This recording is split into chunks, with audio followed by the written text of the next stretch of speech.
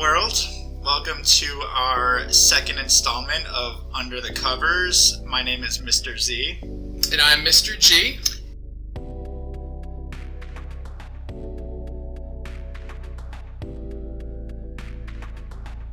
And we are both school psychologists. Today, as part of our Under the Covers series, we'll be taking a look at some album covers.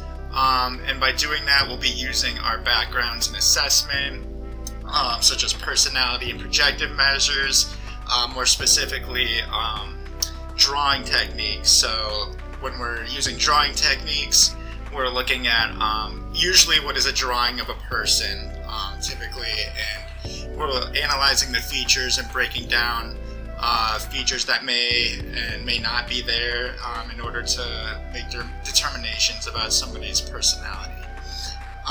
So, Mr. G, what do we have for today's album? So for today's album cover art, we are looking at the album cover art of the soundtrack of the 2018 film Bohemian Rhapsody. Bohemian Rhapsody, it focuses on the British rock band Queen in London in 1970. That's where the band themselves started.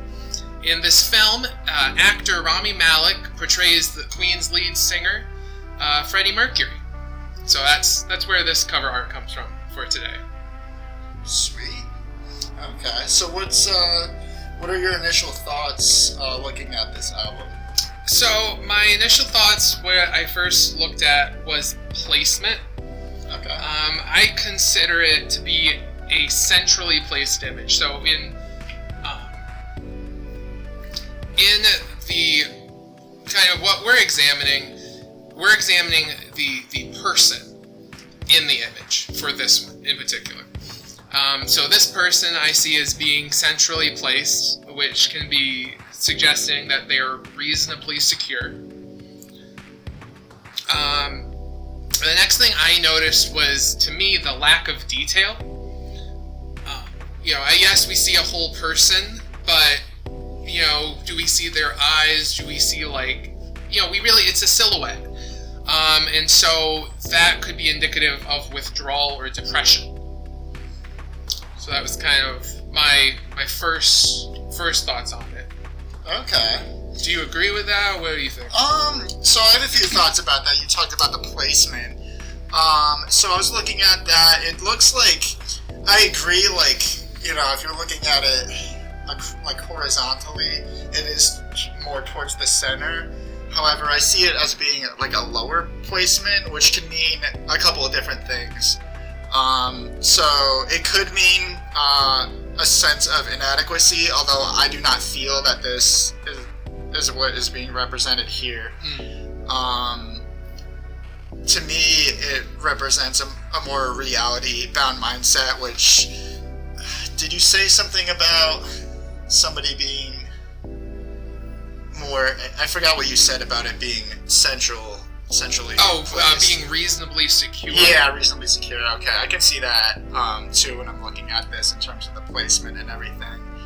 And I was looking. I was looking at the sun too, because there is a sun, and there's a few things I want to look at with that, but I'm bringing the sun up right now because I'm looking at the placement. It's at the lower left corner of this image, and so when I'm pairing that with what the symbolism of the sun means, it represents an authority figure. So to me, that combined with the placement of the image represents a character who regresses from authority figures. So yeah, that was for what I was noticing for placement. And then you said something about a lack of detail. I noticed that too. I noticed omission of facial features. So to me, I'm going back again to the sun and what that symbolizes, and the placement and everything as a regression of authority figures. And when I'm looking at the details or the lack of details in the face, I'm seeing it's a character who is cautious in their nature. So. Yes, Yeah. I agree with you. I did have a note of that with like omission of facial features. I have here like evasive. I also put superficial. Okay. Which I'll kind of get more into that later on. But yeah, I also did notice the sun-like image, which does is to represent like an authority symbol. And kind of what came to mind for me was a child performing for their parents to get their love and attention. Ooh, okay. All right. So I'm reaching a little bit there, but you know, that's what we're here for. Yeah. I wasn't sure if we could consider the arms to be considered stiff. Okay. Which this could be suggestive of rigidity. Interesting. In going also with that, the fingers we see, they are clenched, which could be considered rebelliousness. I saw that too. Yeah. I'm curious though, like, you made a good point about the stiff arms and the rigidity. I didn't see that initially when I was looking at this and making my notes for it and everything. But I know that essentially, like, an exactly centrally placed image is consistent with a rigid personality. So I think there is some consistency there with what you were looking at.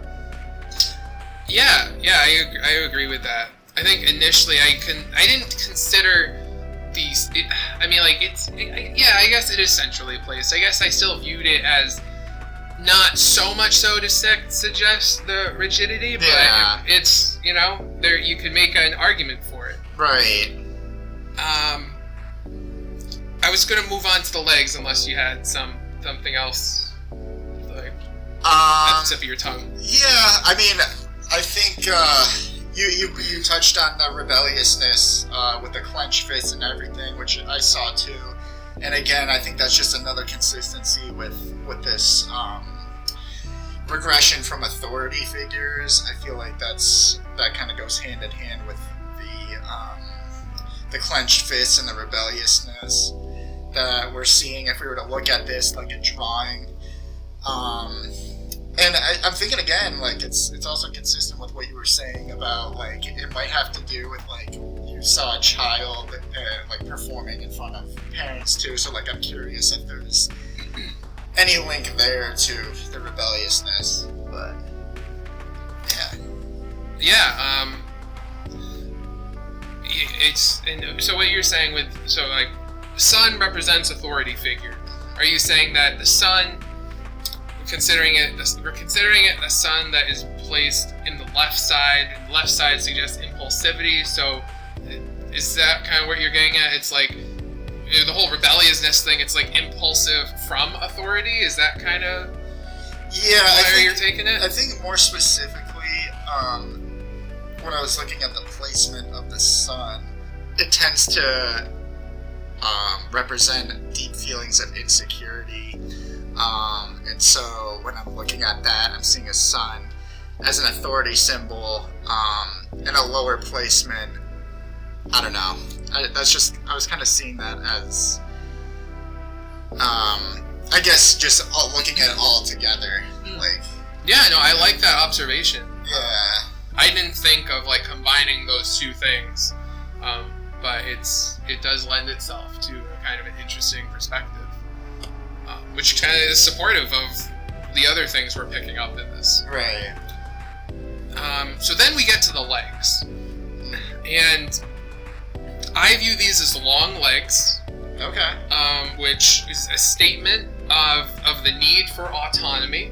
Okay. And so, like, as a kid, if you need autonomy, what do? You rebel. So there we go. Okay. And then I thought this was interesting. I see this as a tiptoe stance. If you draw your eye from you viewing the image, the right side, I would say that foot is on tiptoe. Yeah. Which could reflect a tenuous grasp on reality. Interesting. I was trying to be mindful of that too. I was considering a tiptoe stance, but I disagreed with it being a tiptoe stance and representing a tenuous grasp on reality. Like when I look at this figure, I actually see a character who represents groundedness, someone who's reasonably secure, and somebody who displays strong self-control, because I'm seeing that the feet, they're not pointed in opposite directions. Like, I don't know, like, I can't say like both feet. I don't know how deep it goes with that, like how deep we're gonna look at that as being a tiptoe stance. But I couldn't draw a consistency between that and everything else I'm looking at. Like I'm seeing somebody who's reasonably secure and who displays a strong sense of self-control. Okay, Yeah. I can go with that. Because it's like, I guess I kind of just like the idea, like, ooh, tiptoe feet, like, Yeah. it sounds like edgy. Yeah. But yeah, I agree with you, and also, yeah, I kind of wrestled with the whole opposite direction feet, but that's more for, you're looking at a drawing of a person head on, and the feet are very pointedly, like, both facing in the opposite direction. Right. Where this guy's, he's just standing. Yeah. Yeah, I'm kind of looking at, like, if you're looking at it, like, the left foot, it's hard to tell, but it looks like it might be pointed forward, or, like, away from us, and the foot to our right looks like it's pointed to our right. So, like, I wouldn't say opposite directions. Yeah. I mean, to go to what you were saying about the legs and everything, I was kind of cautious about commenting on that, but I do agree with the theme you said related to that, because I saw that as being a wide stance.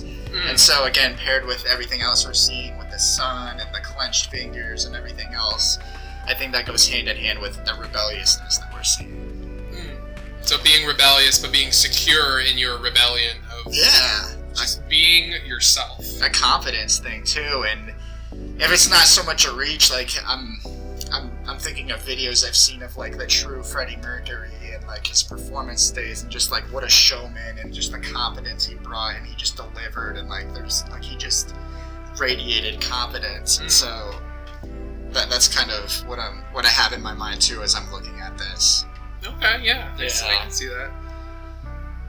And then just I have some supplemental points, but one other thing was like profile view. Okay. Which kind of lends itself to evasiveness. Yeah. Which is kind of curious, because if you view this from the perspective of someone drawing this, like through the lens of an individual drew this that we're analyzing, it's like, so they have a profile view suggestive of evasiveness, but they've also placed themselves performing on the stage. Right. So almost like wanting all of that attention. Right. So it's an interesting juxtaposition. Yeah, I'm wondering though if it leans more towards the evasiveness side despite that, because I'm not seeing any other person or any other figure here. I mean, there's like angles and everything too. We're looking at like the angle that we're seeing this image might not lend itself to being able to see other people who might be there. So I don't know if you are leaning more that way too, or if you have any strong opinion about evasiveness or not. But yeah, I actually one of the things I was noting too is considering if there are any barriers here. And you may not think of it, but the stage is a barrier, because that person is on stage, nobody else is on the stage. Right. Even if you go up to the stage, it's not like you can just do a 1-2 up. It's a stage, you're kind of blocked from other people. Right. So even if you want that attention, you're still wanting to keep your distance. That's very well said. Very good point. And going with the stage, like it's designed to separate the person on it from everybody else. So I think that's a really interesting point you just made. Oh, thank you. Yeah. The last thing I had was just I put here blackened equals anxiety, depression, because it's a very like dark image particularly the person. Yeah. So that was my thought. Yeah, that crossed my mind too. I didn't put that in my notes because I don't know. It's. I'm trying to like if I were to look at this as a drawing, then yeah, I would totally have wrote that. So maybe I should have if I'm looking at this as a drawing. But yeah, I'm curious because it seems like it's kind of an outlier compared to everything else. Or if there's, if we were doing this in combination with other measures like interviews, rating scales, things like that, we might have more to work with the anxiety or depression. So yeah, interesting point though for sure. Anything else? I don't think I have any other thoughts. Like that's kind of all of it in a nutshell for me. Okay. Did you have anything? No, I think we had a pretty interesting conversation here, and I'd be curious to hear what the viewers think. So, if you guys have any thoughts about this, we'd love to hear from you. If you have any suggestions for album covers that you'd like us to look at in future videos, we're definitely open to that. But thank you for watching our second installment of Under the Covers. Again, I'm Mr. Z. I'm Mr. G. And until next time, rock on. Still recording, right? No, I just stopped. Why? Oh. Okay, I thought... No, okay, I was... Oh, when I said no. Yeah!